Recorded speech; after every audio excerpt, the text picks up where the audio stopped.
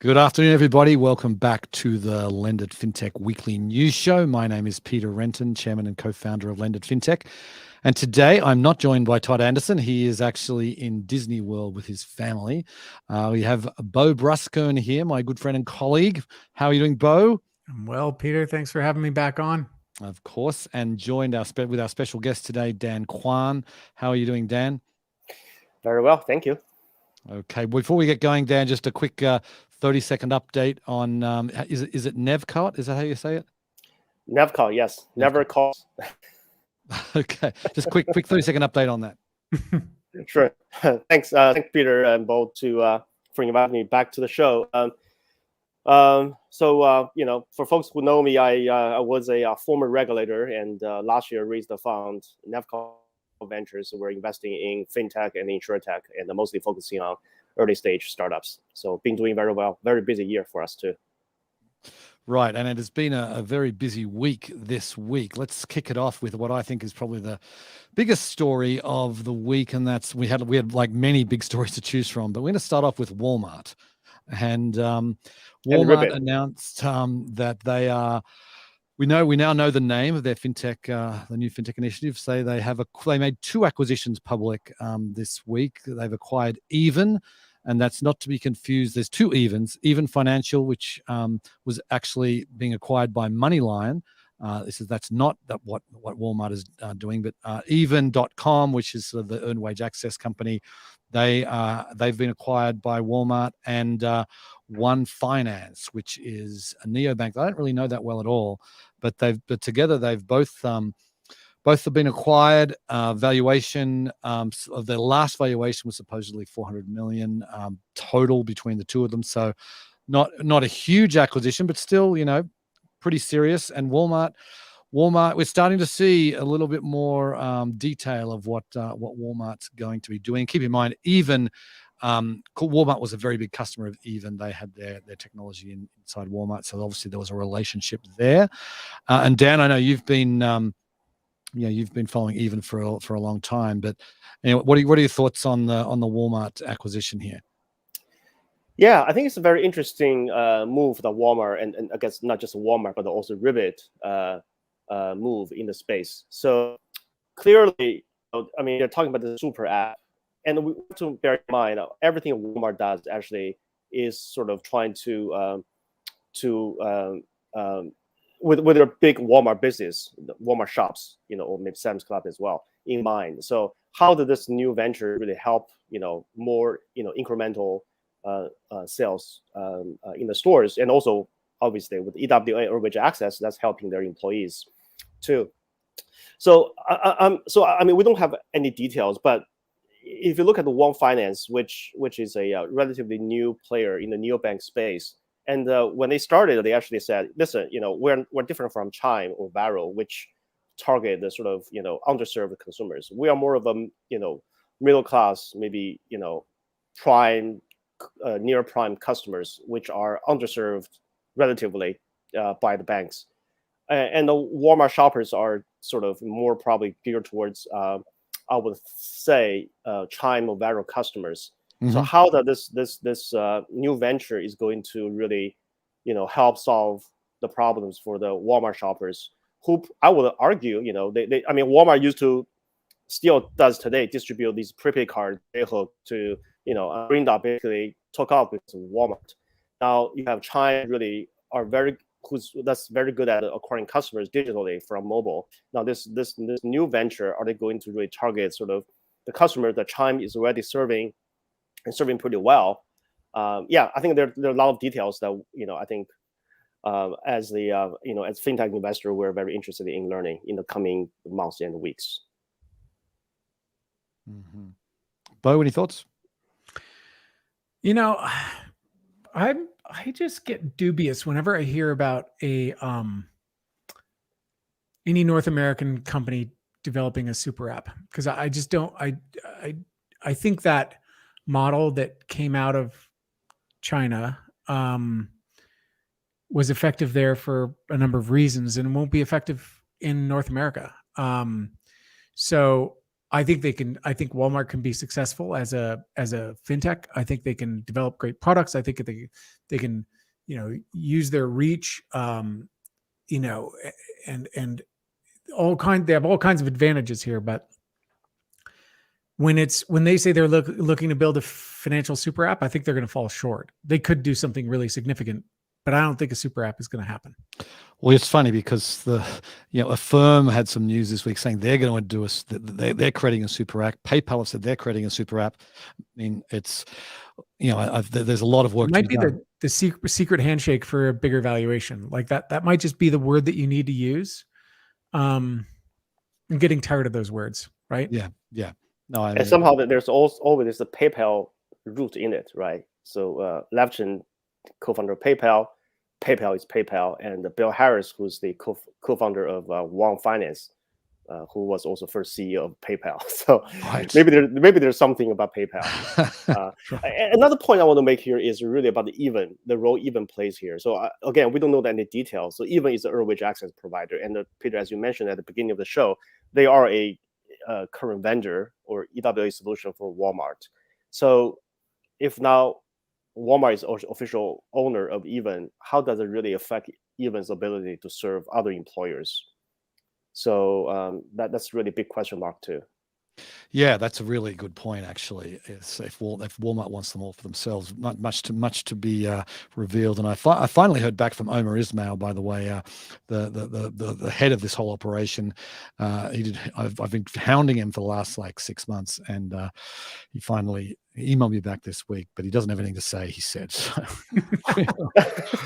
we will, being very, very careful about what they say. Anyway, let's move on. Want to talk about Diem, Facebook's. What would you call it? A tragic sort of project that never really made the light of day. It was originally called Libra, then rebranded to Diem, and then they had the digital wallet, which was called Calibra, and is now called Novi. Lots of brands there. You got Facebook's that's now Meta.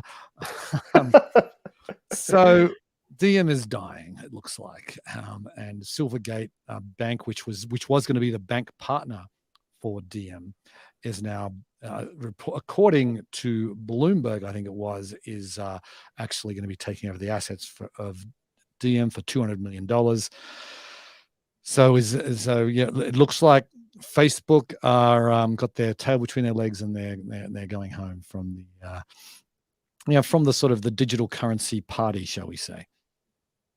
Is that interesting to you that Meta, Google, they both tried multiple times at payments and just financial services in general, especially Google. None of them actually has ever succeeded in any shape or form. Right. Last year there was a big sort of, I think it was the last year, or maybe, COVID has really, I really lost track of time because of COVID. Google came out with this Plex accounts, and they got multiple bank partners on the platform, and now they killed it last year, and they just go back to scratch. They hire somebody from PayPal to restart their sort of foray into financial services. Mm-hmm. And I think for this Diem thing, it's not a problem with stablecoin. And in fact, Silvergate, I think the article talks about the Fed is not comfortable with Silvergate being the issuer of the stablecoin, but we also have Figure announcing with a bunch of community banks issuing stablecoins. Right. And even the President's Working Group recommend that stablecoin should be brought under the FDIC and the Fed's purview. So I feel like this is not just stablecoins problem, or not even Silvergate's problem. It's really going back to sort of the uneasiness of the regulators or the policymakers and politicians about Facebook. Mm-hmm. Mm-hmm. Yep, I'd agree, and I'll just mention just very, very briefly that Zuck is really good at pointing out things that are going to be big, and there's some things they just can't execute on. And I'm not going to, there may be a whole lot of reasons, but metaverse probably going to be big, crypto probably going to be big. Can Facebook play in it? Probably not. Right. Okay, so let's talk about another huge tech company here, and we're talking about Apple, the biggest of them all. I thought this was really interesting when I saw it this morning. So Apple is going to basically do an update to iOS soon, where you'll be able to anyone will be able to just use their phone to accept payments. That's credit card payments or Apple Pay payments. That will be basically they're going head to head with Square. Sorry, Block, as I should say now. They are really. This is without any hardware, because Block you still need hardware of some sort to accept payments, whereas Apple's saying just use your phone. That's it. Obviously, that's where we're going, and Apple looks like they want to start a merchant merchant acceptance business. Yeah, this one's huge. I don't know why this wasn't super obvious to me, but this is a giant. I don't even want to call it an innovation. It's more of just like just one more chip that they've tucked into the case that changes the game. Mm-hmm. And I think it is, obviously it's going to be pointed at merchants first, but why isn't this also like, is there talk about this being consumer also? It should be in the long run. Right? On the long run, I can't see it's all going to be hooked up with Apple Pay. I can't imagine it not being consumer. Like you can say to your buddy, "Hey man, you owe me $50. Okay, here's my credit card." Right. But, and then they get interchange and all kinds of stuff. So it's a clever move, and I think it's going to change the game. Yeah. I think the interesting thing is, which the article fails to really go a bit deeper, is how is this going to really compete head to head with Block or with Square? So I think having a dongle itself, I mean, Square gives a dongle for free if you're SMB merchant, and accepting payments on the dongle is not that difficult. It's just like when people say tapping is better than swiping, that's not really true. And curious about whether Apple is.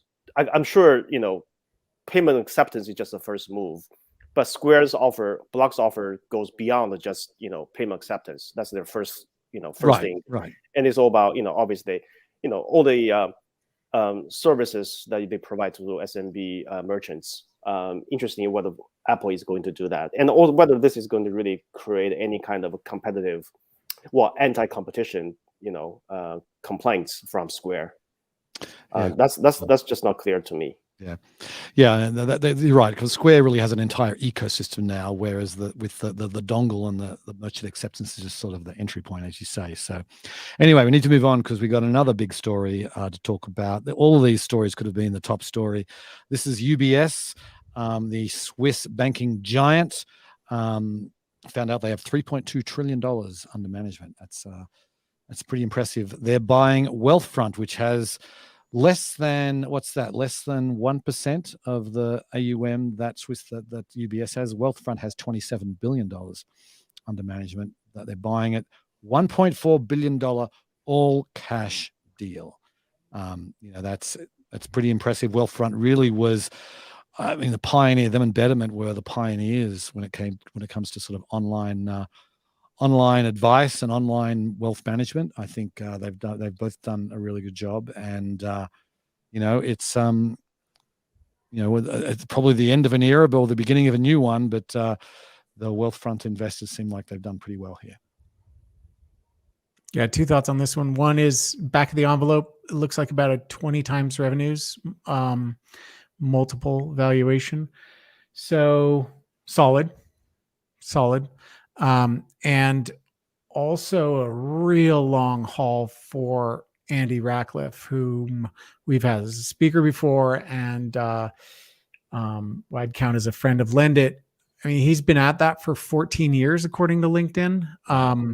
So that's saying something. I mean, whenever we talk to him, he certainly had the love, he had the mission, and but I think an exit was of this nature is definitely the right move for Wealthfront, because UBS can really use that technology and deploy a lot of their clients on the Wealthfront platform, I would assume, for greater margins and greater service. So this is a great move for, I think, both firms. Absolutely, yeah. Wealthfront. I mean, the less than 1% of assets and 400,000 users using Wealthfront service, me included. That's really a drop in the bucket from UBS perspective. It's really about the technology, the talent that they're acquiring. And if Bo, your number, if your number is right, 20x return, a multiple, that's really that's pretty a nice exit, next payday, and all cash for investors. Much better much better than the going public, given the where Totally. Nasdaq is today. Yeah. Just one thing I'll say before we move on. I mean, UBS actually, if you remember back to our Europe event in 2017, I think it was, where we had UBS. UBS launched their Smart Wealth product, and they had just before our event, and they talked about it there. Which this was their answer to the robo advisors, and then they shut it down about 2 years later. So they tried to do it themselves, couldn't, and now they've gone and acquired someone who has been successful at it. So here's the real test, and I know we have to move on, but what Andy would say regularly when we talk to him is, I mean, he's so passionate about developing a brilliant product, and just being extremely consumer centric. And we'll see if UBS can hold on to those developers and maintain that sort of passion for building great products. Because there's some likelihood that this just becomes kind of a walking dead in terms of app development. But Well, I hope not. I hope not too. Yeah. Well, I mean, personal capital was acquired last year, and this year is Wealthfront. We'll see how long Betterment is going to stay independent. Right. Probably not a huge amount, not a huge time longer, I don't think. Anyway, let's move on. I want to talk about Experian. Yes, the credit bureau. They had an interesting announcement this week where they're going to allow consumers who don't have a credit report because they've never taken out credit to actually create their own credit report, and it's called Experian Go. And what it's going to do if you have, and they don't give details, but I'm guessing it's things if you're a recurring non-debt type transaction that happens every month, whether it's it could be Netflix, it could be your utility bill, anything that really is that you're paying every month, you can report this into Experian Go, and they can create a credit file for you. And in the pilot, they had 15,000 people in the pilot.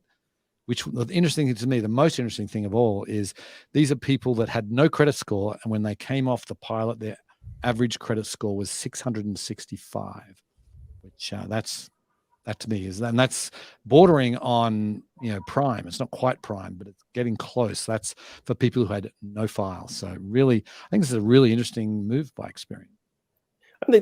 So what really confuses me about this is how is it different from what Experian has been doing for about 2 years, which is the Boost product. Yeah. So Boost is again, it's opt-in by the consumer, and they've had like, I think it was like 9 million people. They've had they even had a Super Bowl ad with that product. But that is, I think it was just your phone bill and your utility bill, and that was sort of the only thing you could do. This is now, it's really, when you think about it, it's an expansion of Boost. And Boost, you had to have an existing credit report. So this is for people who have no credit report, and then you can put on a much broader array of charges. That's my understanding. Yeah. It's interesting. I think I would love to see more details how that works. I mean, just practically how a consumer physically links his or her various non-debt recurring payments to I got to think there's some middleman like Finicity probably in between to make those linkages. And the other thing is, I remember this was from a couple of years ago. My former colleague of mine, Corey Stone, he wrote a piece about sort of the future that he envisions. This was after the Equifax breach, where consumers are really in charge of their own credit reports. So you no longer need a middleman to really store your records. You can actually just create your own. And this is exactly what Experian is doing for those who have no credit history. But why can't we do it ourselves? We can link our own accounts, credit cards or mortgages, and send a file directly to a lender. Mm-hmm. Mm-hmm. That's coming, I think. Yeah. This is really important. I think we could all agree. And I think it is something that every college freshman should understand, that they should subscribe to a Substack, let's say, charge it against their, I don't know if you can ACH for Substack, charge it against their checking account, and start building their credit report. So let's say they graduate on time, 4 years later, they actually have a decent credit score and they can go and be recognized by the financial system. Right now, they're not. Right. And that's what Experian is really obviously trying to change. Great thing for financial inclusion. Anyway, I want to talk about Plaid. Plaid announced this week they have a new product called Plaid Portal. And I actually went on there myself and registered.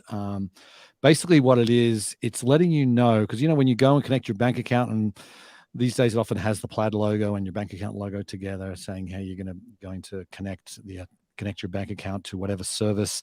I had about 15 services that I was connected to with Plaid. Good to see them all. Some of them I'd forgotten about, and so they Plaid actually say that connects with 5,500 different services. I think this is. It's a product that apparently came out of I'm not sure what the exact relationship is, but they had to do a settlement, $58 million settlement in a privacy lawsuit, because they were out there. People were sharing the information, assuming this was Bank of America or Wells Fargo, whatever, when it's actually Plaid that's taking information. So they had to go and do that settlement. But regardless, this is needed information, because if you're sharing your stuff with Plaid, it's good to know, you forget about it, and now you can go back in and find out everywhere you've done that. I think Kate Adamson mentioned this during one of our interviews. I think at one of our big USA events or something like that, a year, maybe even longer ago. But I think let's say it was a year ago. Yeah, I love it. I found out that I, gave my information to Dharma, which was just recently acquired by OpenSea. And now I'm wondering, hey, should I just go unplug that somehow? So it opens up a little bit more of a, it's just more transparency. And that's always a good thing. Yeah, I think the CFPB also asked the question in their AMPR to 1033 rulemaking, and so basically the question is whether there should be some sort of switchboard where consumer can go in and check and update and revoke even access to the account services. And that doesn't Wells Fargo have one called the Watchtower? I'm not aware of that. And I think so. Banks actually wanted to be in control of these switchboards, and obviously aggregators from their self-interest, they want to do that themselves. But as a consumer, I think it's really better for an aggregator to do that. So if everyone has something like this, so it will be much easier for everyone to come in to see what's happening to their financial lives. And if the app they haven't been using for years, they can just feel free to disconnect it. Right. Yeah, that's why it should work. Okay, so let's keep going here. We've got the SEC in the news. They have they're looking into the practices of some crypto companies now. They've got Celsius, Gemini, and Voyager. These are companies that offer interest products on your crypto. BlockFi is another company that wasn't listed in this particular inquiry, but I think BlockFi have had the SEC be interested before, and so this, the thing about it is that these crypto platforms, and I'm a Celsius customer. I have a bunch of crypto there that's earning interest every month, which I really appreciate. I'm also a BlockFi customer, but that it's a great place because you have your crypto. If you have your crypto in Coinbase, it's just sitting there. Have your crypto with Gemini or BlockFi or whatever else, you're earning money on it. It's not very much, but you earn something on it every single month. That's I think that's a good thing. But I really hope the SEC doesn't shut these platforms down, because it just feels like they're circling. What do you think? What do you think, Dan? Well, just like you, I don't have an account with Celsius, but I do have a bunch of cryptos with BlockFi, and I periodically get an email from Zach Pring saying, hey, our conversations with state regulators is still ongoing, Yeah. and the day has been postponed for another. I know. I got that email. You got that email as well. Yeah, nothing's going to happen to you. Don't worry about it. I think SEC is really. I mean, to some degree, I feel bad for the SEC too, because they're enforcing the law given to them by Congress, right? And they need to decide whether this is securities or not. If it is, then you need to follow appropriate procedures to disclose. I think the fundamental question is, let's just for the sake of argument, these are securities and need to register with the SEC. How does it really help people like you and I who are using the service feel safer, or not just feel safer? Actually, our investments are safer, or maybe our, or maybe the disclosure will persuade us not to invest. I don't know. Yeah. I don't know either. Yeah, I mean, this is such a giant rat's hole. nest for discussion. I'd love to dive in. I'll just say that, sort of coming back one level is to say, we need better leadership among legislators to actually put forth laws that make sense with these new assets. So to me, it's pretty clear that you people are leaning on the SEC when the SEC probably doesn't have a lot of business here. And we should look pretty hard at creating new regimes that make sense with these new assets. Yeah, what I'm wondering is how many complaints is the SEC getting from about these companies saying, "Oh, this is so risky. I didn't know how risky this was going to be." And now maybe they're getting some because crypto's down 50% from its highs a few months ago. So, but they go after these interest-bearing accounts, which I guess imagine